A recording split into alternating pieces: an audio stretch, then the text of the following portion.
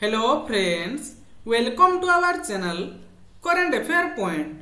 तो पिला माने मु आज तो मान को पाई केते गुडे सिलेक्टेड रचना बा एसे राइटिंग नहीं आसीची। गोटे कोन पिला माने ना ओडिसा रे होमगार्ड मानकर भूमिका एवं अन्यटी रही पिला माने जनसेवा रे होमगार्ड मानकर अवदान। तो पिला माने आज रो ए दुईटी टॉपिक तो मानकर अपकमिंग जो ओडिसा होमगार्ड रो एग्जाम रही यह बहुत हेल्पफुल रहिबो। तेणु पिला माने आज भिडियोटी तो मान बहुत हेल्पफुल रहिबो। तेणु बिल्कुल स्किप न करी शेष पर्यंत देखंतु।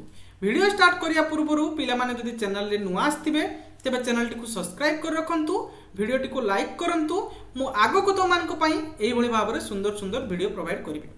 तो देखंतु पिला माने तो मानकर प्रथमे कोन लिखिबो ना ओडिसा जो टॉपिक देइची ओडिसा रे होमगार्ड मानकर भूमिका।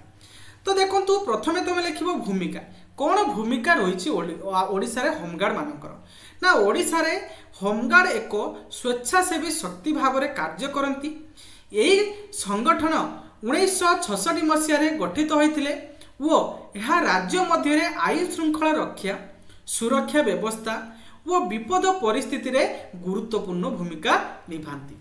तो पिला माने प्रथमे भूमिका रे एतिकी लिखिबो। नेक्स्ट तो मानकर लिखिबो कोन ना मुख्य कार्य। जेमती स्टेप बाय स्टेप पिला माने मु तो मान को जणाउची सेमते स्टेप बाय स्टेप लिखिबो। एवं किछि पिलांक मनरे मध्य क्वेश्चन आसुथिबो जे सर हमकु 100 शब्द भितरे लेखे पई कहिछि आपण एते काहे की दोउचंती। तो पिला माने देखंतु मु कहि दवा पई चाहूची तो मानकु एग्जामिनर कोन देखि की मार्क दबो तुमर लेखार शैली एवं तुम केते लिखिच। तुम जदि 100टी शब्द भितर तुम लेखिकी देदब एग्जामिनर तुमको किभली भाव में मार्क दब तुम निजे जानी पारथुबो। कहीं पिला माने तुमनकर जो एसे राइटिंग बा तुमनकर जो रोची रचना जहाँकि तुमनकर क्वालिफाइंग नेचर रोची जदि एथिरे डिस्क्वालिफाई हो गलो तेबे डिस्क्वालिफाई हो जिवो। एवं पिला माने एथिरे तुमनकर 30 मार्क रहिबो। तेणु 30 मार्क नबा पई हेले तुमको 30 मार्क भलिया लेखिया पई पड़िबो। तेणु जेमती कहूची से भाव में पूरा पॉइंट देकी लिखिबो। गोटे भी मार्क तुम एग्जामिनर काटि परिबे नहीं। नेक्स्ट तो मानकर कौन लिखियो पिला माने ना मुख्य कार्य। मुख्य कार्य रे कौन लिखियो पिला माने ना होमगार्ड माने पुलिस विभाग को सहयोग होइथांती। तांको कार्य भितरे रास्ता चलाचल नियंत्रण जनसमावेश रे शांति व्यवस्था वो दुर्घटना वो विपर्यय समय रे उद्धार कार्य वो जनसाधारण लोकंकु सुरक्षा प्रदान करिबारे अंतर्भुक्त अटे। एतिके पिला माने तमे लिखिबो मुख्य कार्य, बेसी लिखिबा आवश्यक नाही। नेक्स्ट कोन लिखिबो ना विशेष भूमिका। होमगार्ड रो भूमिका कोन रहिछि ना प्राकृतिक विपर्यय जेपरि बन्या घूर्णिबात्या भूकंप इत्यादि समय रे होमगार्ड द्रुत कार्य करी जनता को सुरक्षित स्थान को पहुंचाई थांती। सेमाने आहार जल वितरण चिकित्सा सहायता दे थांती। बुझेला। नेक्स्ट कौन लिखिबो ना समस्या वो आवश्यकता। होमगार्ड रो कौन समस्या रही एवं कौन आवश्यकता रही ताहाको मध्य टिके लिखिदेबो। कौन लिखिबो ना होमगार्ड माने दीर्घ समय धरी काम करुथिले मध्य सेमानंको जीवन रे सुविधा मान्यता वो आर्थिक सहायता अभाव रही सेही पई सरकारंको लोकंको सम्मान दरकार। सेति पई पिला माने सरकारंकर एवं लोकंकर सम्मान दरकार काहंकर ना होमगार्ड मानकर। बुझेला।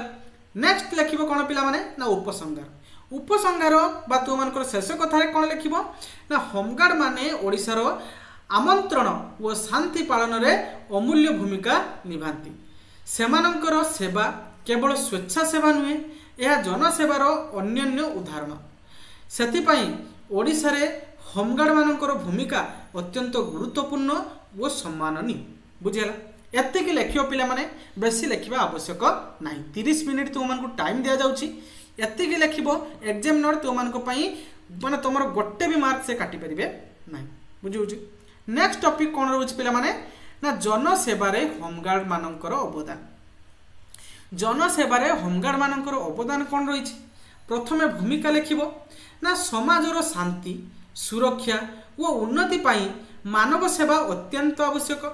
यही मानव सेवा जो माने स्वेच्छा भाव निज जीवन व समय दे कार्य करती से माने हेउचंती होमगार्ड। ओडिसा रे होमगार्ड माने जनसेवार एक मूल अंश हिसाब रे कार्य करती भूमिकार एतिक लिखिबो। नेक्स्ट तुम कौन लिख पिला माने ना होमगार्ड किए होमगार्ड किए इंट्रोडक्शन टिके दब ना होमगार्ड हेउछंती एक स्वेच्छासेवी संगठन रो सदस्य जो माने अपराध दमन शासन और शांति व्यवस्थार रक्षा आपदा समय रे उद्धार कार्य और जन सुरक्षा रे मुख्य भूमिका निभांती बुझिगला क्लियर एभली भाव में लिखिबो। नेक्स्ट लिखिबो कौन पिला माने ना जनसेवा रे तांकर अवदान जनसेवा रे कोन अवदान रही होमगार्ड मानकर ताकू भी टिके लिखिबो कोन लिखिबो ना प्रथम पॉइंट दबो द विपद समय रे सहयोग ना बन्या घूर्णिबात्या अग्निकांड भूकंप परिस्थिति रे होमगार्ड माने आम पाखरे थांती से माने लोकन को उद्धार करी सुरक्षित स्थान को पहुंचाती बुझेला। नेक्स्ट लिखिबो कोन निर्वाचन ना निर्वाचन समय रे जनता को भय और असुविधा बिना भोट देवा पाई होमगार्ड माने शांति व्यवस्था रखि थांती। नेक्स्ट रहिबो कोन ना साधारण लोकन को सहयोग तो पिला माने मेला रास्ता चलाचल नियंत्रण जनसमावेश सेहीपरि स्थान रे से माने लोकंकर सहयोग और सुरक्षा दे थांती। नेक्स्ट होची सामाजिक सचेतनतार अभियान होमगार्ड माने जनसेवा रे अग्नि सुरक्षा स्वास्थ्य और स्वच्छता विषय रे सचेतनता बढ़ाइबारे महत्वपूर्ण भूमिका निभाती। नेक्स्ट तो मानकर कौन रखिबो ना समस्या और आवश्यकता होमगार्ड मानकर समस्या कौन रही एवं आवश्यकता कौन रही ताहाको मध्ये लिखिबो जे एही सेवा हेउची स्वेच्छासेवी हेउची बोली होमगार्ड माने बेले बेले मान्यता आर्थिक साहाय्य और प्रशंसार वंचित होइथांती सेमानंकु उचित सम्मान और सुजोग मिलवा दरकार बुझिगला क्लियर। नेक्स्ट कौन लिखिबो ना उपसंहार बा शेष कथा उपसंहार रे कौन लिखिबो पिला माने ना जनसेवा एक महान कार्य वो होमगार्ड माने ताहार उदाहरण तांकर अवदान अमूल्य वो दृढ़ राज्य समाज पाई एमिति स्वेच्छासेवी शक्ति वृद्धि पाई आमे समस्ते सम्मान और सहयोग देवा उचित बुझिगला। एइभली भाव रे पूरा क्लियरली लिखिबो जेमती तुमको कही से भाव में पॉइंट देकी तुम लिखिब गोटे मार्क ही तुमको एग्जामिनर काटि पारे ना। तो आशा करछि पिला माने आज दुईटी टॉपिक तुमको अपकमिंग ओडिशा होमगार्ड यह बहुत हेल्पफुल रहिबो। तेणु पिला माने भिडियोटी किपर रही कमेंट बॉक्स रे निहाती जणिबो एवं पिला माने जदि भिडियोटी भल लागिछि तेबे गोटे लाइक करिवे चैनल को सब्सक्राइब करिवे एवं सांग मानकु मध्य शेयर करिवे। मु एमती तुमको आगो को सुंदर सुंदर वीडियो प्रोवाइड करिवे। Thank you.